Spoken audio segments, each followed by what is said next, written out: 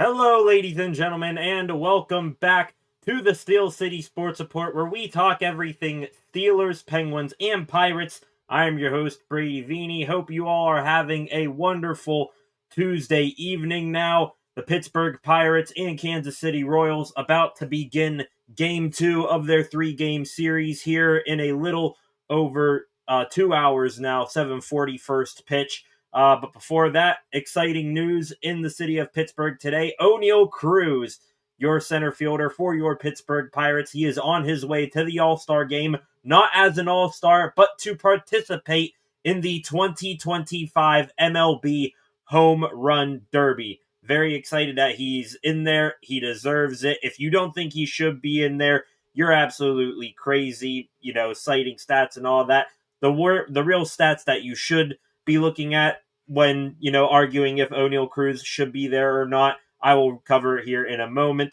Lots to talk about on that front.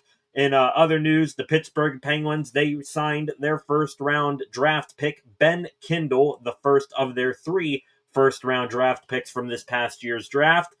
So he is locked up under his entry-level rookie contract. Also, we will break down how the Bucks did last night in KC and any more news that we happen to come across. A good bit of loose Steelers news in there as well.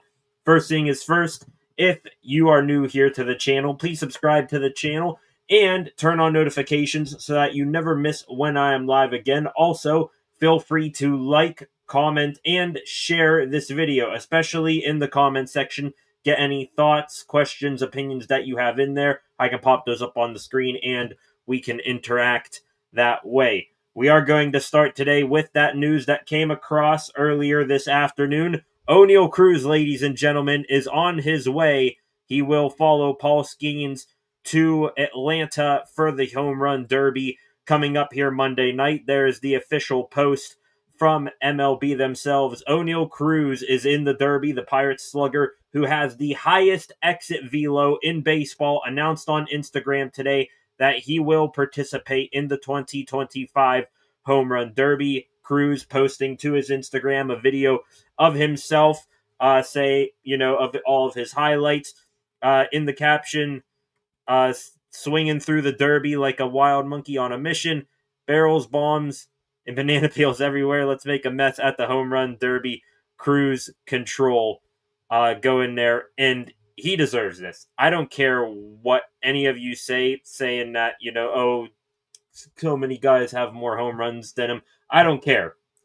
Cruz, we got to remember, just a couple of months ago, had the highest exit velocity on a ball ever recorded in the StatCast era, which, trying to think back here, was that the 2011, 2013, somewhere around that area is when Oneil Cruz is when Statcast began. But this past year, over the last year or so, this year, Oneil Cruz, the hardest hit baseball ever recorded, 122.9 miles an hour into the Allegheny River. Also, reason why Oneil Cruz is in this derby, even though he doesn't have the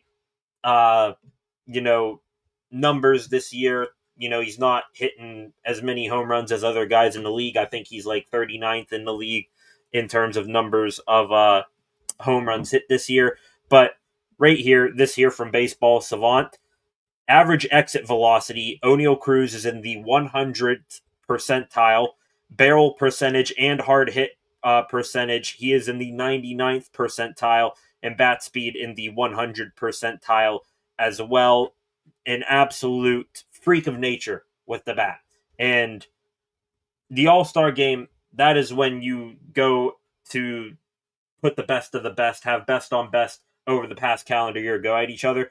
But the Home Run Derby, that is more entertainment than anything. You want all of the best home run mashers in the entire league to go there, no matter what kind of year they're having. Oneil Cruz fits that mold to perfection. Just everything he hits is hard, and he deserves to go here.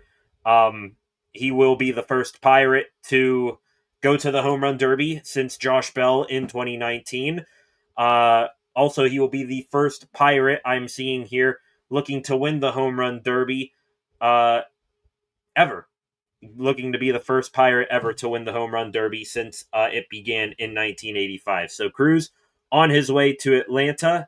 He will join right now the field of sluggers in the home run derby. Ronald Acuna Jr. from the Atlanta Braves, the big dumper who the Bucks just saw, Cal Raleigh, catcher for the Seattle Mariners, James Wood, young outfielder for the Washington Nationals, and Byron Buxton, center fielder for the Minnesota Twins. So Cruz on his way there. What do you think of Oneil Cruz getting added to the home run derby? I think he deserves to go. And honestly, I think he has a good chance at winning it. Honestly. Now, there's still, I think he now makes, 6 participants in the derby, 5 participants now. I think there's 8, right, in the home run derby. So right now, I'm taking him as an odds-on favorite to win this whole thing. I know you got Cal Raleigh, who's got some pop there. Ronald Acuna Jr., he's an anomaly, just like Oneil Cruz out there in the outfield. But I give him a good chance right now. I don't know what the betting line is for Oneil Cruz in the home run derby, but I like to think that he would be up there. Let's just hope that there isn't, a left-handed pitcher throw into him. Let's get, someone like, I don't know, is Ben Heller still hanging around? Colin Holderman, someone like that, easy to hit home runs off of. So Cruz heading to the All-Star game, couldn't be any more happy for him, and I think he could use this to boost his confidence because things have not been going well for him at the plate recently, and teams and players, some of them will, deny going to the home run derby, even though they were invited. They will deny that invitation because they don't want to mess up their swing. My point for Cruz is you're already, in a funk right now at the plate. What the hell's going to, the home run derby and just, launching moonshots at free will for fun? At least regain some confidence, go out there, have some fun. I think Paul Skeens, he was on some radio station or media network today saying that, he's gonna, well, not bet, but he would take Cruz to win the derby. Was telling people about all the moonshots, the monster home runs that he hits in batting practice, and I think Cruz will be in his element here in the home run derby. Also, by the way, big reason why Cruz is doing this. I don't know how many players were asked before Cruz to participate in the home run derby, but I think Cruz, it was an easy yes for him because his current salary this year, I believe, is $775,000, somewhere in that range. Meanwhile, winner of the home run derby, $1 million. So Cruz could make more than his yearly salary with the Pirates in one night if he can, just get hot at the right time and start hitting balls all over the yard. So last time, congratulations to Oneil Cruz on being added to the MLB Home Run Derby, the first Pirate to do so since 2019. He deserves it.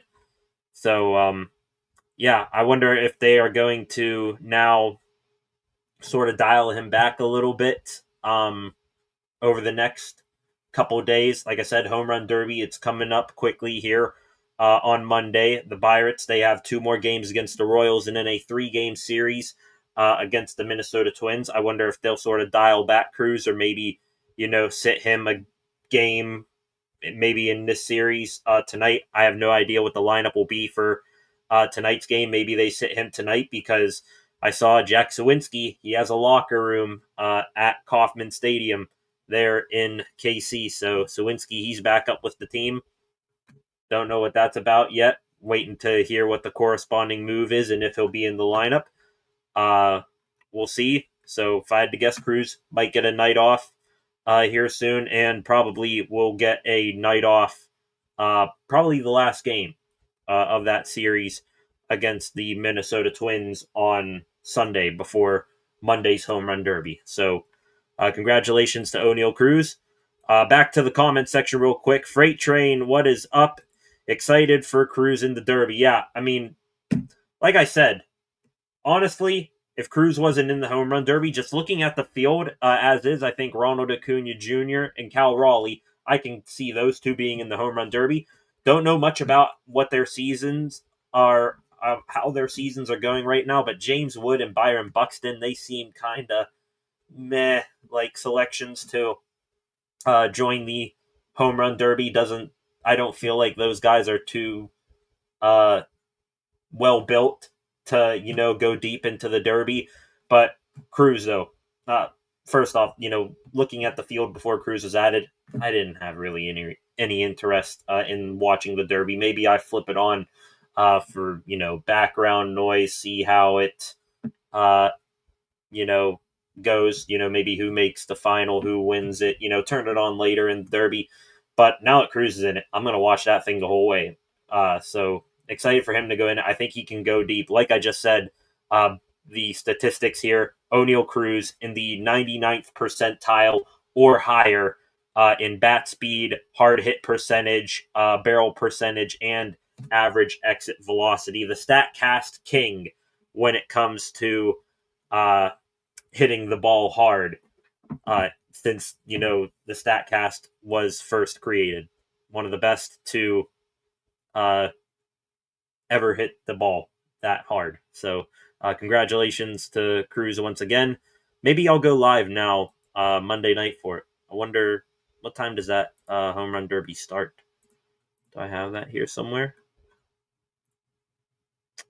The home run derby 2025 T-Mobile home run derby. I don't see a time for it right here. I'll go look for it later, but maybe I'll go live Monday night for it. Or maybe I will go live normal time, and if it's like a 6, 7 o'clock start time for the derby, I can, we'll go over all the news from the weekend and then roll right into the derby, see how long it takes Cruz to get up and see how he does. Yeah, usually around 7 or 8. Yeah, so I might, go live if it's 6 or if it's, 7 or 8, maybe go live around 6 Monday. We'll talk up some news, watch the derby live, see how Oneil does.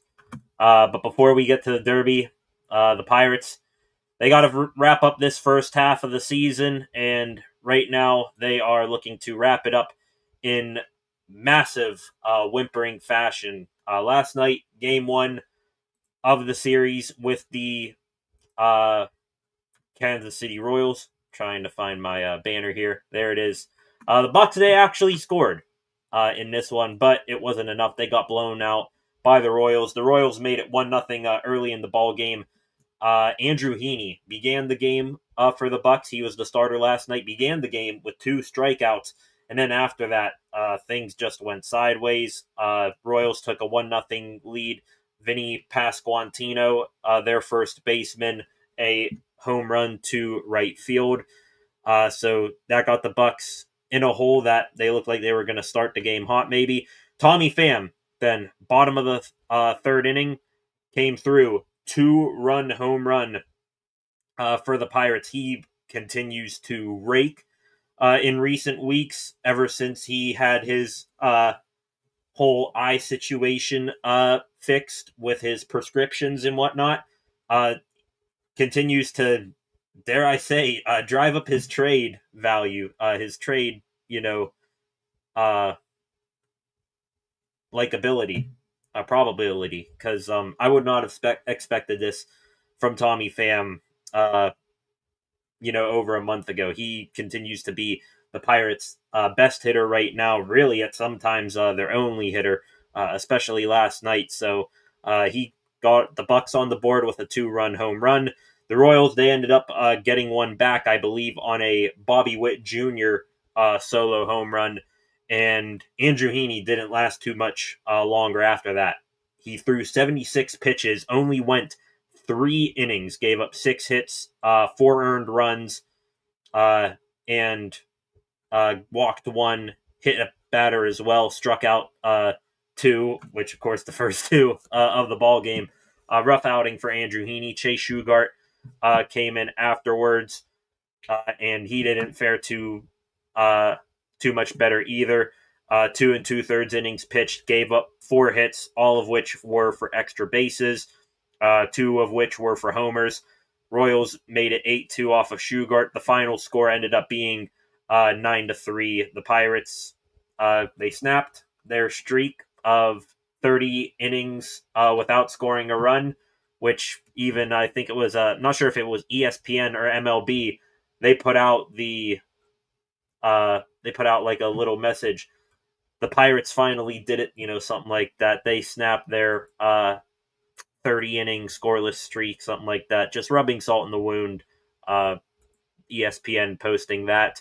So, yeah, about as what we expected. I wasn't expecting a major turnaround last night, even though the Royals, I think they're now 44-47 on the season. They're a good baseball team. They got the best shortstop in baseball, in my opinion, in Bobby Witt Jr. They also got a couple other good players as well. Jonathan India, the former Cincinnati Red, is there. Salvador Perez, veteran catcher who has been there forever. He had a 2-for-4 game last night with a home run and a double. And also the Pirates, they made their starting pitcher, I believe his name, Noah Cameron, making his 11th big league start. He went 7 innings, only gave up the 2 earned runs on Pham's homer, struck out 7. So, of course, the Pirates, yeah, what you expected from them, what you can expect for the rest of these next 5 games, including tonight, leading up to the All-Star break. I thought, maybe like years past, the Pirates, even though the season's lost, they're doing their normal shtick where they get hot in June, in July, they roll into the All-Star break, firing on all cylinders, and then they come back out of the All-Star break flat as a pancake. But turns out that they aren't going to finish hot to this first half of the season, and looking forward to some more incompetence tonight. I'll be here for that. Thank you, Freight Train, for coming back on Monday if I stay live for the Home Run Derby. If you occasionally see me looking over here to my right, ESPN I have on Gavin McKenna, the next one, generational prospect for the NHL. People comparing him to Connor McDavid and Sidney Crosby. He is, I guess, officially on ESPN here sometime after 6 p.m. going to officially announce his commitment to Penn State. So I'm going to react live to that when that comes up. So that's why you occasionally will see me look over this way. But yeah, back to the Pirates. Not much excitement to talk about other than Oneil Cruz making the home run derby. Like I said, also, Jack Suwinski back with the team tonight. I'm sure he will be such an offensive boost, coming here. He'll be such a spark plug that you plug into that lineup, and he is going to mash just like how he did at AAA. Let's at least hope it continues for his sake. I mean, this is his 4th or 5th chance since falling off a cliff for him to come back up here and make something happen up here in the big leagues. Over his last 40 games, shout out North Shore 9 for this, in Indianapolis, a 285 batting average with a 387 on base percentage, has 10 home runs in Indy. So let's see if he can help out this team in any way, shape, or form offensively, because they seem to be a lost cause. Before I continue on here with our next news story, once again say, if you are new here to the channel, please subscribe to the channel and turn on notifications so that you never miss when I am live again. Also, feel free to like and share this live stream and comment in the live chat, just like Freight Train has done already. Any thoughts, opinions, questions that you may have. Going to continue on here. The Pittsburgh Penguins wrapped up their rookie development camp yesterday with a scrimmage, Team Stevens, which included the likes of Bill Zonan and I believe Harrison Brunick. They won the development camp tournament for the Penguins, and I believe the Pens are now off until another prospect tournament. But in this case, it's not the Penguins playing themselves; it is them playing against other teams up there in Buffalo.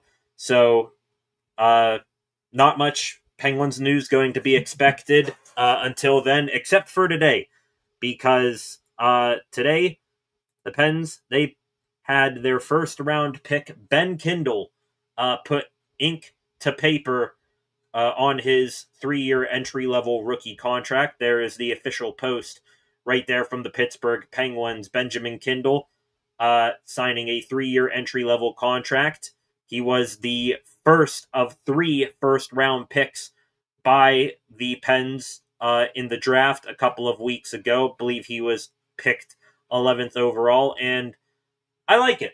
I've talked myself into liking this pick and this kid more and more since the draft has passed us by. If you were here when I was live for the draft, I bought in so heavily to the rumors that the Penguins were going to trade up and they were going to, get James Higgins or Radin Merca or Porter Martone. That didn't happen. They ended up sticking and picking at pick 11. And at the time, there was still a good bit of players left on the board. Some decent prospects there. Victor Eklund from Sweden. I believe Keishon Eichson. Trying to think, there was one more. I think wasn't Roger McQueen. Might have been Justin Carbonneau, something like that. But anyway, they took Ben Kindel at the time. I had cold feet on the pick initially, but now more and more learning about this kid, doing more of a deep dive into him and how he's played, I like the pick. Production was a big strong suit of his with the Calgary Hitmen last year in the WHL, played in 65 games, had 99 points, 35 goals, 64 assists, averaging just over a point and a half per game. So enjoy the pick. Just looking here, I believe this is from eliteprospects.com. Ben Kindel, looking at his grade scale for the prospects coming out of the draft this year on a 1 to 9 tool grade scale. He's a 5 in skating, which, they said he's going to need to work on. Still, though, slightly above average. Shooting is a 6. Passing is a 6.5. Puck handling is a 5.5. His hockey sense, absolutely love that. Love seeing that in a player. That's a 6.5. And physicality is a 4.5, just average, which, hey, average is going to be pretty good. For a 5'10", 176-pound center. Also can play a center and wing, but again, talking myself into it more and more. Reading what Elite Prospects had here, seeing his production. By the way, his production, we just talked about Gavin McKenna over here, getting ready to officially announce his commitment to Penn State.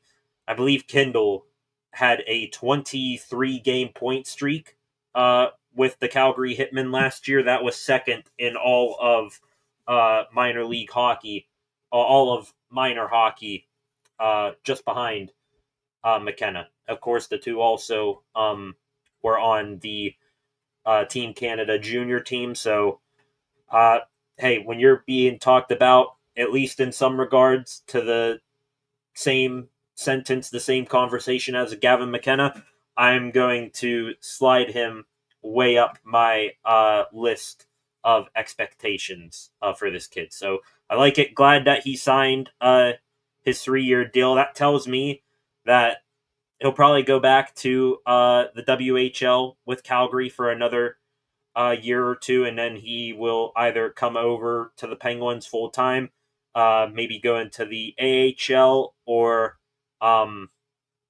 maybe go straight to the NHL. I think by then, looking 1 or 2 years from now, he will be NHL ready. 5'10", all right size for that level of skill. Does need to, put a couple more pounds on, fill out his body. He is a fresh 18 years old.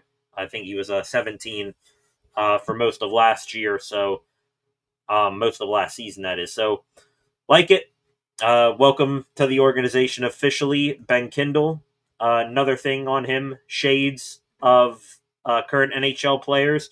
One that stands out to me a lot because we see this player a lot, and I think he plays very, very well against the Pens. Matt Barzal from the New York Islanders, also Clayton Keller, and I believe Eric Stahl were 2 other comps to him. So, good pick there by Kyle Dubas. The more I've talked about it at 11, and also he parlayed the number 12 pick into 2 other first-round picks, Bill Zonan, which he absolutely lit it up in the Penguins development camp tournament, and Will Horkoff, who he is going to go back to Michigan, but 6'5", lots of intangibles there for him to hopefully unlock. So not going to go too hard on Kyle Dubas for the rest of how that draft went. Ben Kindel signing with the Penguins today. Welcome to the Berg. Glad that we can, get going now with these prospects. I do wonder, though, now that he is signed, Ben Kindel, if you would see Bill Zonan and Will Horkoff get their deals done, too. I mean, you kind of wait for, later round picks for them to sign their entry-level deals. They rarely sign them right away, and they usually sign, even 1, 2 years, 3 years possibly after they are drafted to sign their rookie deals. So something tells me that the Penguins, they think highly of Ben Kindel, and they think that he could get to the NHL sooner rather than later, which I'm fine with. Even if he comes up and struggles and, can get overwhelmed as a young, bit of an undersized center, I'm cool with it. If this kid can pan out with the high upside that he has, if he can, be a 99-point goal scorer or more in the NHL, but it takes him some time to do so, I'm cool with it. That's what this is. He's going to take some time to marinate and get to the NHL. If not, he comes here and struggles. It's all right. It's a learning period because this Penguins team, they are looking towards the future, and the future is quite a bit of ways. So, last time, welcome to the Penguins, Ben Kindel, signing his rookie contract, his entry-level contract for 3 years this afternoon. Going to real quick take a stroll here through Twitter. Bit of a fast-moving stream here tonight, which, was a little bit expected because the Pirates, they're kind of the only thing to talk about right now. The Steelers, after the Jalen Ramsey deal, which, by the way, some new information on that trade came out today from Field Yates. We'll talk about that here in a moment. But after the Jalen Ramsey trade and the Omar Khan extension, I think you are now going to finally see a bit of a quiet period for the next couple weeks until training camp in Latrobe begins. And also the Penguins, aside from the Ben Kindel news here today, not sure how much news you're going to hear from them until the rookie development, the rookie tournament takes place up in Buffalo.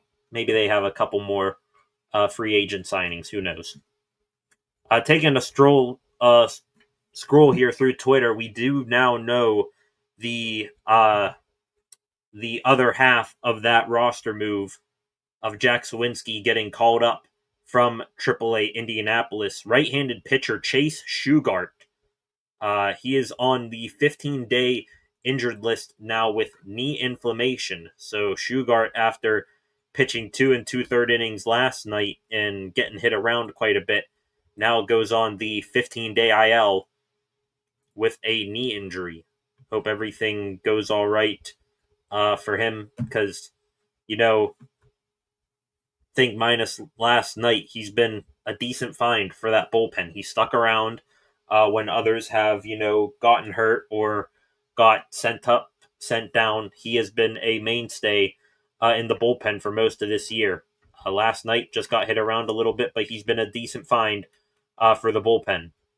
Also, going to say this right now. I was going to, talk about it here in a couple minutes. Another roster move made today by the Bucks. Ryan Borucki, who has been out with injury recently, he is beginning a rehab assignment with the Bradenton Marauders tonight. So he is on his way back to the team. One of many Pirates pitchers who have been who have either been on or are currently on rehab assignments. Colin Horderman last night wrapping up his rehab. He will stay in AAA Indianapolis. Johan Oviedo, I believe he is also down there in Bradenton right now, looking to play some baseball in the major leagues for the first time since his Tommy John injury. And now Ryan Borucki as well joins him on the rehab assignment trail.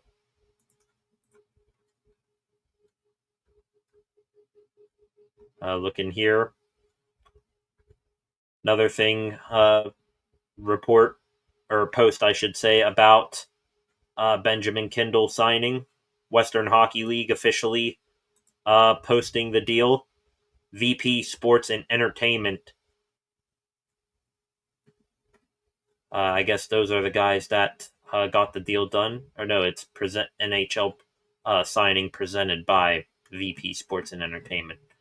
Anyways, congratulations to Ben Kindel. Going to continue now with some more Pittsburgh sports news. Going to get into some football talk right now. Looking over here at ESPN real quick before I start talking. Nothing yet from Gavin McKenna possibly signing. By the way, McKenna going to get $500,000 in NIL money from Penn State to play, which, the more I've heard about it, Gavin McKenna, this is a pretty easy thing for him to do. I know a player of that magnitude and that, popularity, pretty much, being described as the next McDavid or Crosby. McKenna, rarely do you see players of that caliber go and play college hockey, but he's getting paid the money in NIL, so he's probably going to make more money both from the school and from sponsorships than he would, staying in the junior leagues. And also, I believe it's no more than a 30-game regular season for hockey before they start playing in tournaments and the playoffs and all that. So McKenna is also going to be playing less hockey, make sure he keeps himself healthy and fresh for when he gets drafted to the NHL next year. So really a no-brainer. Let me pick up a nice bag and play less hockey, make sure I'm ready to become the first overall pick here by this time next year. Like I said, now getting into some football news. 2 happy birthdays are in order today for the Pittsburgh Steelers. Both pretty big birthdays.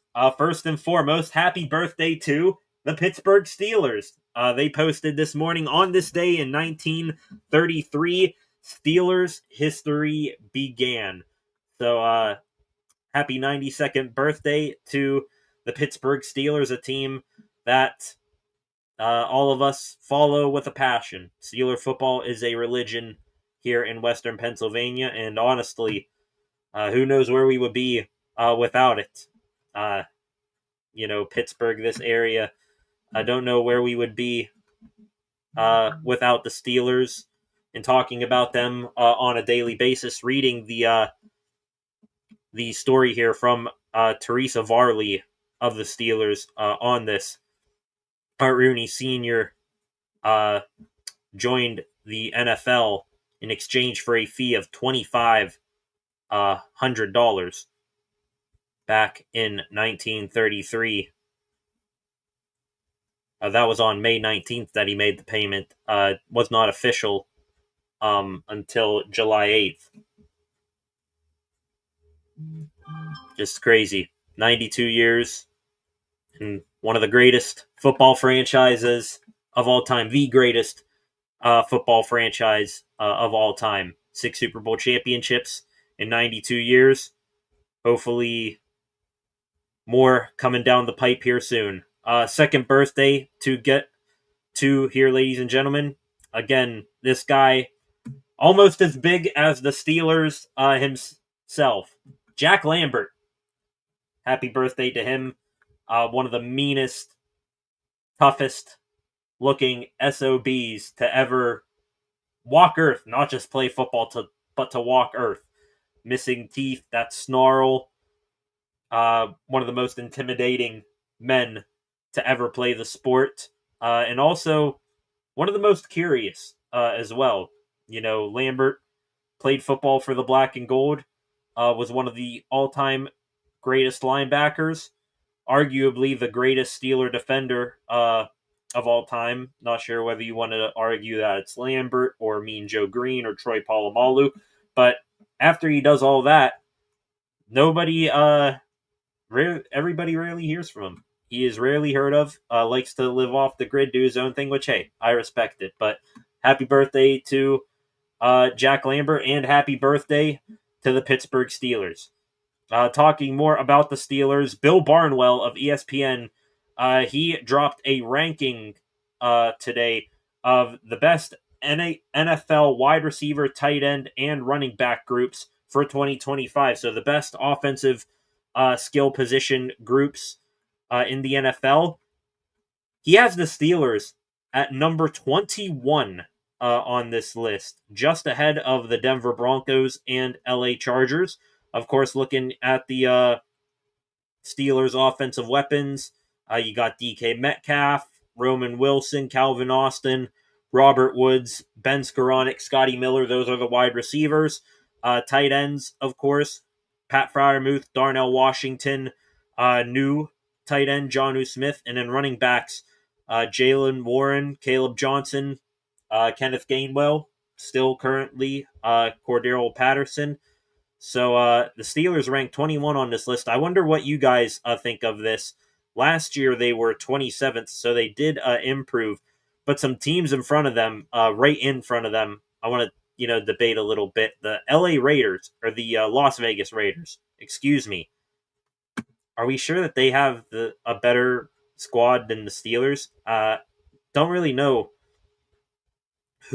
what wide receivers they have beyond. I think Jacoby Myers is still there, but Brock Bowers at tight end, okay. The best tight end last year. And also Ashton Genty, who's one of the best prospect running backs to come out of the draft since Saquon Barkley. So I understand that, but, I think it's just Bowers and Genty that are carrying that team slightly above the Steelers there. I think, overall, I'd still put the Steelers, Metcalf, Freiermuth, Warren, Johnson ahead of them, Jonnu Smith. I think, I'd rather have those 5 average to above average players than 2 not superstars yet, but star players, and then barely anything behind them. So Don't know about that one. Number 19 here, the Seattle Seahawks. I don't get any way how the Seahawks, after losing Metcalf and Tyler Lockett, and I believe is it Gerald Everett? Was he there last year? I don't know, but anyways, you lose DK Metcalf and Tyler Lockett. I don't know how they're above the Steelers. I get Jackson Smith and Jigba is supposed to take a big step with them, and they also brought in Cooper Kupp. But again, I'm taking Pat Freiermuth over Noah Fant. Kenneth Walker III. If it would have been Kenneth Walker III from his rookie year, then yeah, I could see it. But I think he took a step down last year as the Seahawks running back. So I don't know if I'm going to take him over Warren or Caleb Johnson, maybe slightly, but yeah, a little shocked by that one as well. Looking here, 18 Jacksonville Jaguars. Debatable, but Brian Thomas Jr. and Travis Hunter, I can see why they're ahead. Green Bay Packers is another one that's kind of iffy for me. I get you got Josh Jacobs in the backfield there. But that wide receiver situation and tight end situation, I think it's, too many, what is it? What's below too many cooks, but not enough chefs? Like, they got tons of, average guys there, but they're lacking that one superstar. Maybe Matthew Golden could become that, but I'm not too sure about them being ahead of the Steelers either. Looking here at some other teams above the Steelers, Indianapolis Colts, Michael Pittman, Tyler Warren, Jonathan Taylor. Yeah, for now, they'd be ahead. Arizona Cardinals, James Conner, Marvin Harrison Jr., Trade McBride, those top three. Again, I can see it's close. I think the Steelers at 21 in this case, in terms of, offensive weapons. Are they behind those teams? Right now, I'm teetering maybe slightly, but by the slightest of margins, they're ahead. If the Steelers, they can add another wide receiver too here, I think around halfway through the season, you are going to see this offensive weapons group get out of the bottom, 10 in the league, move up from 21 possibly into the top 15. So that's my opinion there. Bill Barnwell, respect his opinion, but keep a close eye on them Steelers. Looking at some other stuff here related to the Steelers, Adam Schefter was on ESPN today. He said, really no new news, which is news. Still saying that the Steelers and TJ Watt are far apart with contract negotiations. That's his view and what he's hearing on the situation. I've seen and heard other rumors that the Steelers, they do have the money apparently in place to where TJ is going to be the highest paid non-quarterback in the NFL, above Myles Garrett, above Jamar Chase. But I think where we're seeing a big difference here is the number of years. I think Watt wants to not only become the highest paid player, but make sure that this contract is a long one to where he gets paid over a longer span of time and that he finishes as the Steeler as a Steeler. But I think where the Steelers are different is that, hey, we'll make you the highest paid guy, but also we want to cover our asses here in case, you fall off a cliff, so you can be the highest paid player in the NFL on a, 3-year deal, but, asking to be the highest paid player on a 4 or 5-year deal, I think that is stretching the Steelers far beyond where they want to be. So, yeah, Adam Schefter saying that the Steelers are still far away from TJ Watt in terms of an agreement on a contract. That relationship going pretty swimmingly. Another relationship that seems to be going swimmingly right now is the relationship that Terry Bradshaw has with the Pittsburgh Steelers. I think, over the past decade and even beyond that, Steelers and Bradshaw, they've sort of separated themselves, even though they will forever be tied together on their legacies.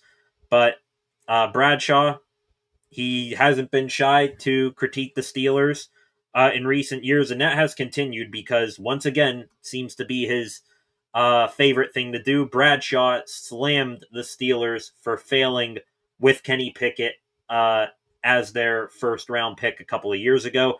One of his quotes here, quote, "They didn't even do anything to build around him," saying the Steelers didn't do enough to give Kenny all the tools that he needed to succeed as the quarterback.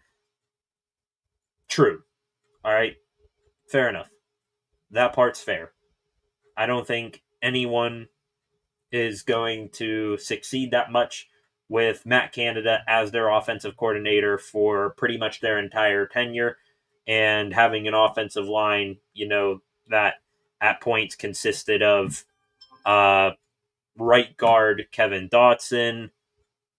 Who is it? Not who is Green? Why am I forgetting his name? Who played center? Chukwuma Okorafor as tackle. So not many people are going to survive in that instance. But I do want to, go push back at Terry here. This is me taking off my Pitt Homer sunglasses here because I do appreciate Kenny and what he did at Pitt, but in the NFL, you need game-changing, next-level talent to succeed or have prolonged success, and I think we can all agree Kenny didn't have that. I think that's where Terry gets lost in this whole thing, probably thinks that it's all the Steelers' fault in this case, which the Steelers, they did have a sizable responsibility in why Kenny Pickett failed, but let's not act like he was going to be the second coming of himself here, because Bradshaw, I think another reason why he is favoring Kenny is because he had, a 5-year span between getting drafted and finally becoming the guy, getting benched a couple of times. So maybe he saw himself in Kenny in that instance, but Terry, you had talent back then that Pickett could only dream of. So let's ease down here on the everything's the Steelers' fault in this scenario. Also, with that, him not having that next level talent, Pickett way overdrafted, didn't help. Kevin Colbert, what a doozy that was, his final draft, and really his last 5 draft. I'm sort of transitioning over here into another thing I want to talk about. Kevin Colbert, Tommy Jaggi, probably pronouncing his last name wrong there, posted a chart here of Kevin Colbert's last 5 drafts as general manager of the Steelers before retiring, and my God, is this thing ugly. Let me put it this way. All of these picks from 2018 to 2022, his last 5 drafts, they're color-coded. Red, meaning gone. Below average, you get like a orange. Average, sort of like a yellow, a tan. Above average is green, and great is blue. 1 great player, 1 above average player, 2 average players, and 3 below average players over the last 5 drafts of Kevin Colbert. All the rest are completely gone. So let me go through this year by year here, because I don't mean to do this to Kevin Colbert. I think he should be a Hall of Fame general manager. Dude is a 2-time Super Bowl champion, was a constant for this organization for many, many years, and during the first, half plus of his tenure, he was a hell of a GM, but clearly, very clearly, lost his touch with how to draft and develop in his last 5 years. So going over his last 5 drafts here, and this is a big reason these 5 years why this team is in their slump of making the playoffs, but not getting a playoff win, pushing nearly a decade now. 2018, first round pick, safety, Terrell Edmunds. Should not have been picked anywhere close to that selection. And if we remember correctly, that was the draft year where Lamar Jackson went in the bottom half of that first round. So the Steelers passed on Edmunds, even though they liked Jackson, and they overdrafted Edmunds out of Virginia Tech. Then, back-to-back picks, took James Washington and Mason Rudolph from Oklahoma State.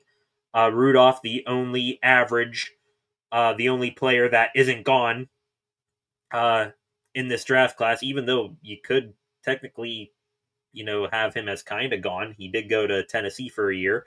But Mason Rudolph, average, the only player that is average in this draft. After that, Chukwuma Okorafor, Marcus Allen, Jalen Samuels, and Frazier, last pick in that class. So that's a dud. Mason Rudolph, I guess, you put him in average because he took this team to the playoffs 2 years ago. But terrible draft. 2019, even worse. Devin Bush was the first round pick. Was projecting pretty nicely as a Steeler in his first year and a half, towards possibly being the guy there at middle linebacker, but then he has that ACL injury and was never the same after that. So Devin Bush was the first round pick, who they traded up for. That was a complete and total thud. Then right here, Johnson, Lane, Snell, Gentry, Smith, Isaiah Buggs, Ulysses Gilbert, and then Gray to finish it out. All those picks, all of them gone, never became anything, really, in the NFL. Just thinking of it. Devin Bush, even though he was looking to be the guy for the Steelers, he's now hanging on to his NFL career with the Browns. Got an extension there, but still, though, he's like their linebacker 3 or 4. Johnson is out of the league. Lane is out of the league. Snell out of the league. Gentry, unless he's on a practice squad somewhere, out of the league. Smith, Buggs, Gilbert, Gray, all of those guys out of the league who you could probably pop on a UFL or USFL, game and see, oh, those guys are there. I remember when that guy was a Steeler. Well, yeah, that was Kevin Colbert's master drafting over his last 5 years. 2020, Steelers did not have a first-round pick, which was kind of a good use of a pick because that was the Minkah Fitzpatrick trade. Steelers shipped the first-round pick down to Miami, brought Minkah up here, and Minkah, over his first 2-3 years with the team, was an absolute game changer on the back end of that defense. Now that he's gone again, he's red here on this chart, so he's gone, and I guess I would still count that as a, wasted pick because Minkah, he did good in the first 2-3 years he was here, but then he, one pick in 28 games. We all know that stat. Did turn into Jalen Ramsey and Jonnu Smith, though, so can't complain too much, I guess. After that, Chase Claypool, again, just like Devin Bush, his first year in the league with Ben Roethlisberger, looked like another smash hit of the Steelers taking wide receivers in the middle rounds. And then, for some reason, his success gets to his head. $1 million body and athleticism with a 10-cent brain. I'm going to jump for a ball and then try to catch it at my knees. Claypool fell off a cliff. Then, after the Chase Claypool pick, we get to the lone great selection of Kevin Colbert over his last 5 draft classes, Alex Highsmith, which, everything about that pick was good. I believe he was a 3rd-round pick, a real finding a diamond in the rough right there, a hidden gem and Highsmith out of Charlotte, so can't complain about that pick one bit. Signed an extension here. Continues to be an excellent partner in crime next to TJ Watt. We'll see if that can continue here in Pittsburgh. After that, Anthony McFarland, gone. Never, got above wide receiver 3. Kevin Dotson, gone, which he's doing, I guess, all right with the LA Rams. Steelers played him out of position. Must be a fetish of theirs, playing offensive linemen out of position. They played Kendrick Green at center. He's in the next draft class here. They played Broderick Jones at right tackle, Kevin Dotson as a natural left guard. They put him at right guard, or maybe it was the other way around. I don't know. But anyway, he was playing whatever guard position that was his offside. So that turned out to be a dud of a pick. Antoine Brooks, safety from Maryland, and Carlos Davis, defensive lineman. Those guys, I don't even think ever made the team full time. So great job there. 2020. 2021, Najee Harris, first round pick, looked to be a second coming of Derrick Henry. He's now gone off to the Chargers on a 1-year deal after 4 years here in Pittsburgh. Whatever little bit of explosiveness that he had in Pittsburgh or at Alabama quickly vanished in Pittsburgh. Never had a run over 25 yards. So now he's with the Chargers, looking to keep his NFL career afloat on a 1-year deal out there, even though they drafted a running back this year to start over him. The lone above average pick in Colbert's last 5 draft classes, Pat Freiermuth, just like Alex Highsmith, though I think Muth, a little bit of underwhelming production, but maybe he'll see that spike up now in a more featured role with the offense with a quarterback, since Ben, who can actually throw him the ball. So Pat Freiermuth, good pick there. Then Kendrick Green, then Dan Moore Jr., who was at most a serviceable left tackle, but other times he was a human turnstile. Buddy Johnson, linebacker, never really made the team, was maybe a special teamer, but that's it. Isaiah Loudermilk, who's a below average player on this chart. He is going to be fighting for his roster spot on this team in training camp here in a couple weeks. Quincy Roche, Trey Norwood, and Presley Harvin. Those 3 guys there were on the team for a little bit, but then they ended up getting kicked off to other places. So 2021, probably the best draft class out of these 5 here. I mean, you had Najee for 4 years, which, hey, I mean, 3 yards in a cloud of dust. I guess that was okay. 1,000-yard per season average runner. Freiermuth, he's still here as your top tight end. And Dan Moore Jr., even though he's now gone, he's going to fetch you a 3rd-round compensatory pick in the draft next year. So I'll count that as probably Colbert's best draft out of his last 5 years. But then we finish it off, the grand finale, 2022. Kenny Pickett, 1st round, pick 22, and he's gone. 2 years with the black and gold. After returning from injury, couldn't get on the field over Mason Rudolph. Went to Philadelphia, won a Super Bowl there as the backup. Only started 1 game. Now he's in the place in the NFL where quarterbacks go to hell, Cleveland. So we'll see how that turns out there. 2022, George Pickens, probably a more prima donna. I have all the athleticism and talent in the world, but I don't have the character to utilize it to its best potential.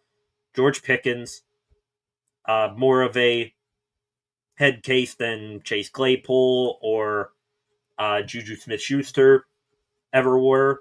So he's gone now to Dallas. He'll fit in nice with the circus down there that is the Cowboys. I mean, hell, they have tours of their facility while practices are going on. High, big media market. I'm sure Pickens is going to thrive there.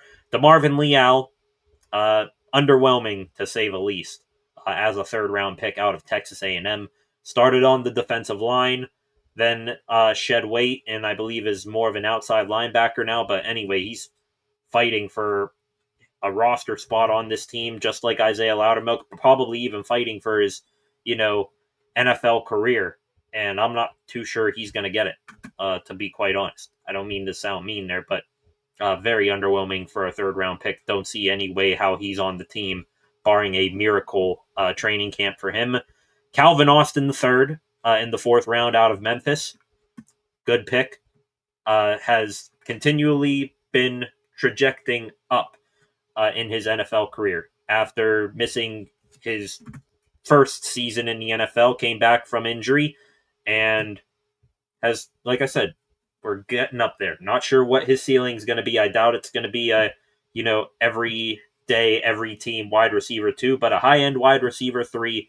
I think he could carve out a nice spot for himself on this roster beyond this year. He's entering into the final year of his rookie deal, so maybe the Steelers, they slide him a nice little extension his way this year, depending on how he does. Hopefully he sticks around. I like what he brings to the offense and to special teams. After that, last 3 picks of the 2022 draft, Connor Hayward and Mark Robinson, those two fighting for their lives in training camp. Connor Hayward pretty much fighting to stay on this team as a fullback and special teamer. His namesake isn't going to get him much farther anymore. And Mark Robinson behind a ton of linebackers on this team right now. I don't see, unless he could be one of the best special teamers you've ever seen, I don't see how he makes this team. And then the final pick, the very last pick that Kevin Colbert made as general manager of the Steelers, quarterback Chris Oladokun. Never even suited up for the team. Was a part of that preseason. Got cut from the team. Then I think he went to the Kansas City Chiefs and won a Super Bowl then. So, yeah, do not mean to throw cold water on Kevin Colbert. Again, believe Hall of Fame general manager for winning 2 Super Bowls and building those dynasty teams of the late 2000s. But, yeah, definitely went out with a excruciatingly loud whimper. Moving on here to some other Steelers news. Jalen Ramsey, some new information on his trade to the Steelers. We talked a little bit about this stuff before, but Field Yates from ESPN was reiterating it today. A few leftover financial nuggets from the Jalen Ramsey trade. The Miami Dolphins paid out $3 million of Jalen Ramsey's 2025 compensation to help facilitate the trade. The Steelers added $1.5 million to Ramsey's 2025 compensation, borrowing $1.5 million from next year's salary to do so. Ramsey also had, past tense, a $765,000 in per game roster bonuses for the 2026 season through 2028 that have been converted to base salaries in those years. A nice benefit for him in the future, says Field Yates. Still don't know exactly what his cap hit for this team is going to be yet, but Alan Saunders, who covers the Steelers for Pittsburgh Steelers, now says that it could be somewhere in the $6 to $7 million range. So that's it. The latest there for on the Jalen Ramsey deal. Looking here, there is Gavin McKenna on ESPN here to my right on a Zoom call here wearing a Penn State hat. So McKenna officially chooses Penn State. He will play college hockey in Happy Valley next year. Penn State, the strong get stronger. They made their first Frozen Four in program history last season. They're going to be looking to possibly win a Natty next year. I'd like to put them as the favorites to do so now with Gavin McKenna. So crazy. Almost, another thing, McKenna, almost averaging 3 points per game with in juniors last year. Absolutely crazy. Going to wrap up some Steelers news here. One last thing here. Don't mean to end this on a sour note, but today it was revealed that Tim Rooney, Steeler scout and a key member of building the 1970s Super Bowl dynasty, passed away today. So rest in peace to Tim Rooney, the nephew of Art Rooney Sr., the Chief. His nephew passing away today.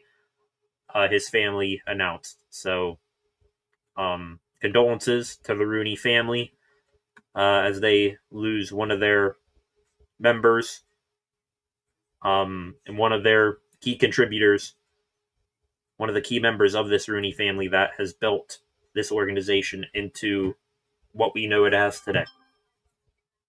Back to the comment section real quick. Mike and Nem. What is up, Mike? Welcome to the stream.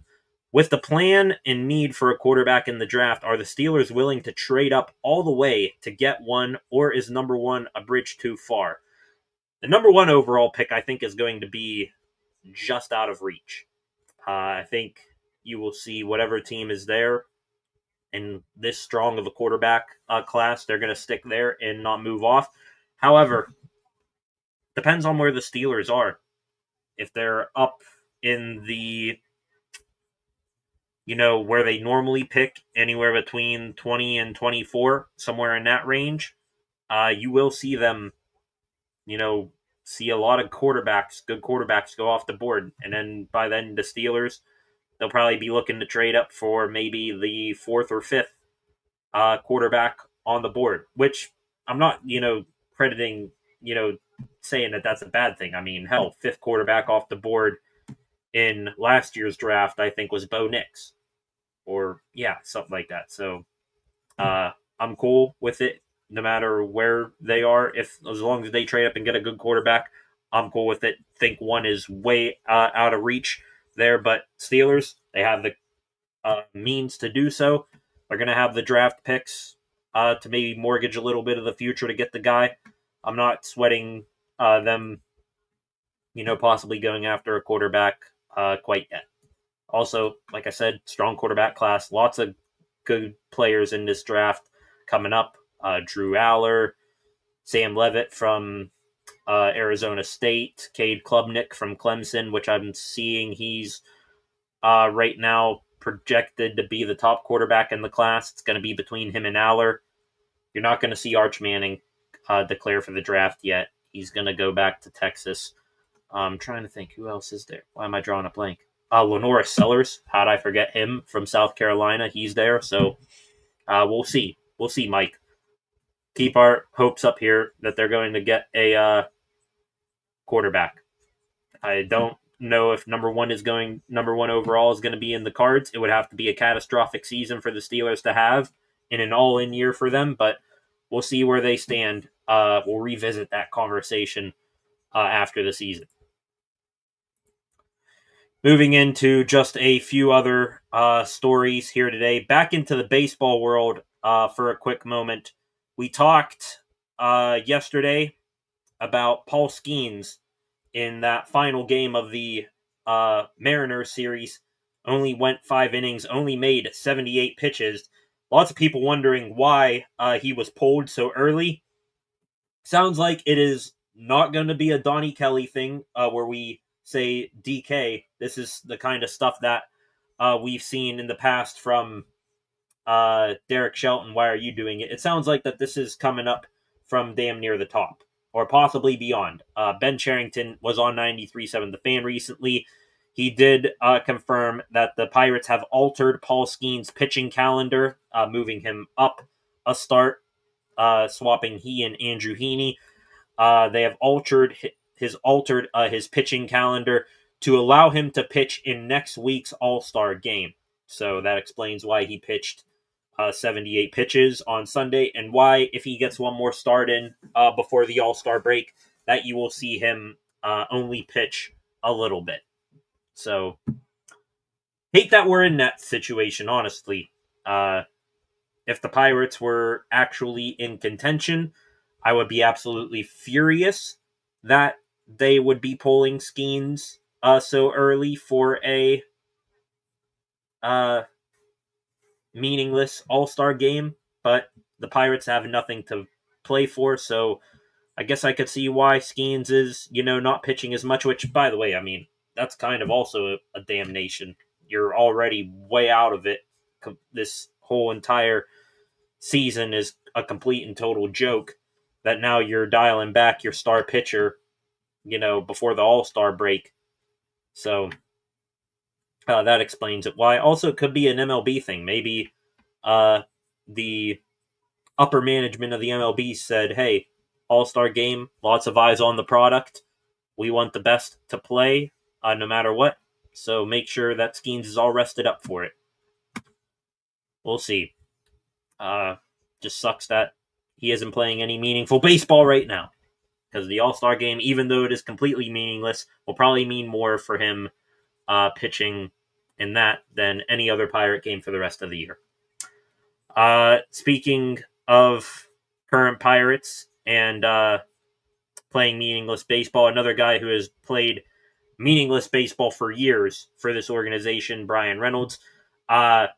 He, yesterday, according to Noah Hiles of the Pittsburgh Post-Gazette, submitted a no-trade list of teams he does not want to get traded to. On that list, the two New York teams, the Yankees and the Mets, the Toronto Blue Jays, and three Californian teams, the Dodgers, Padres, and Giants. All of those teams, big market teams that are playoff teams, but they're big market teams. Also, I think taxes are quite a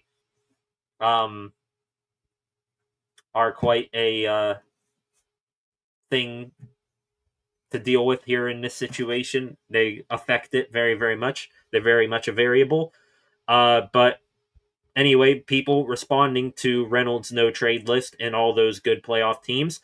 Evan Longoria, former MLB big leaguer, commented on a post on Instagram from Talkin' Baseball saying, quote, Buddy doesn't want to win. And Reynolds, who is not a social media guy whatsoever, he's not even a, social guy, period. I mean, very light with his words, doesn't say too much, kind of like a player version of Paul Skeens, where I'm not going to say too much to the media. I'm sort of like a robot. So with that, he did take to social media, did respond to Evan Longoria saying, Buddy never wants to win here. On his Instagram, tweeted, chill out, keyboard warrior, replying to Evan Longoria there. So thought that was funny from Reynolds. Longoria did have a long, fruitful MLB career. Not sure, Reynolds going at another big leaguer who probably had a better career than he is a wise thing to do. But still, though, at least Reynolds standing up for himself. I'm sure he has his reasons. He doesn't need former big leaguers taking shots at him for it. Last couple of things here related to hockey news today. The NHL Board of Governors and the NHL Player Association, they have ratified a 4-year extension on their collective bargaining agreement, bringing an unprecedented labor peace to hockey through the 2029-2030 season. Frank Saravalli of TSN was the first to break that news here today. So no lockout, no issues between the NHLPA and NHL will be coming here in the next couple of years. So hopefully the Penguins, when they get Gavin McKenna next year, they will not be, distracted going through a whole labor disagreement in the NHL. So peace in the NHL through the 2029-2030 season. I believe the NFL just did something similar to that. So peace throughout sports right now. The 84-game regular season and other changes that we've discussed on the channel before, those will begin next year in the 2026-27 season. So 84-game regular season, salary cap compliance in the playoffs, all that sort of stuff. That will not be implemented this year. That will be implemented next year. Not this upcoming season, but the season following, when this new CBA kicks in. Last two stories here on the Penguins.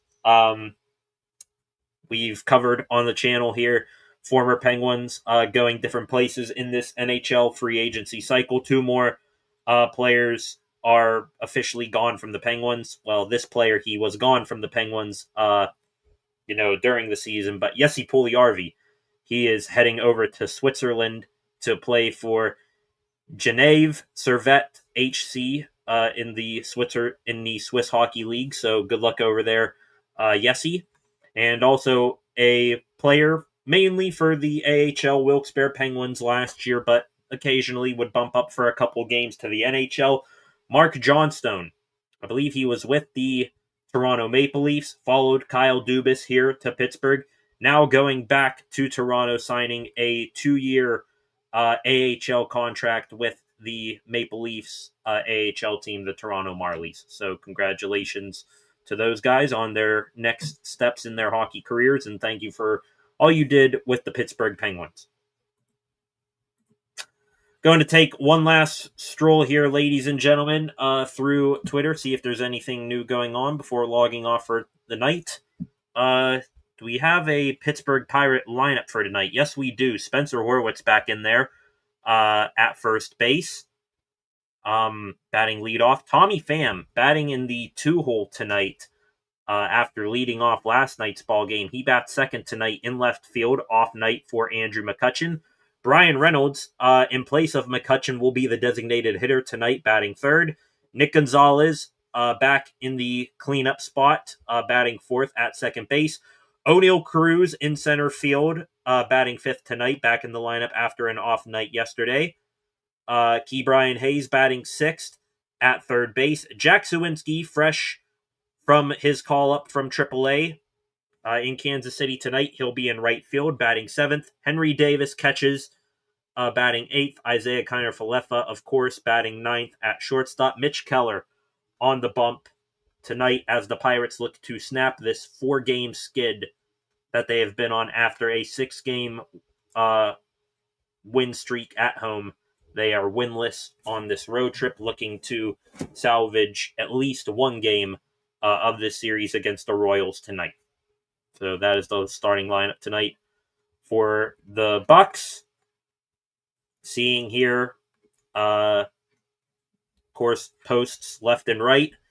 Gavin McKenna, of course, committing to Penn State. I know it's not technically Penguins news, but hey, it's in this neck of the woods, and the Penguins, they are clearly trying to tank out for this kid. I think still they're maybe a little bit too good, so you're probably going to see Erik Karlsson and Rickard Rakell, maybe even Brian Rust on the move to make sure this team is all the way bad to get McKenna. But still, though, exciting. Would love to see the Penguins be just bad enough to get this franchise changing forward, their third franchise changing forward in their many years.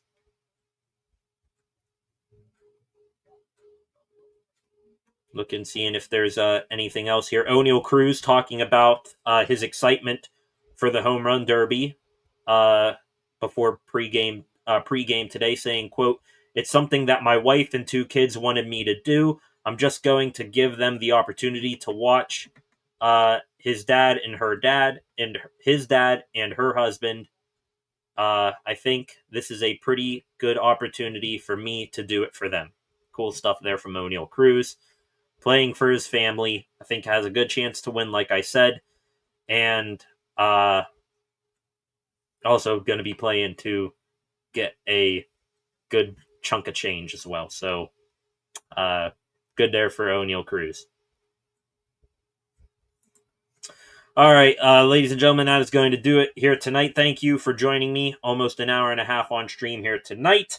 We'll be back here tomorrow night. We'll recap what goes on in tonight's Bucks and Royals game.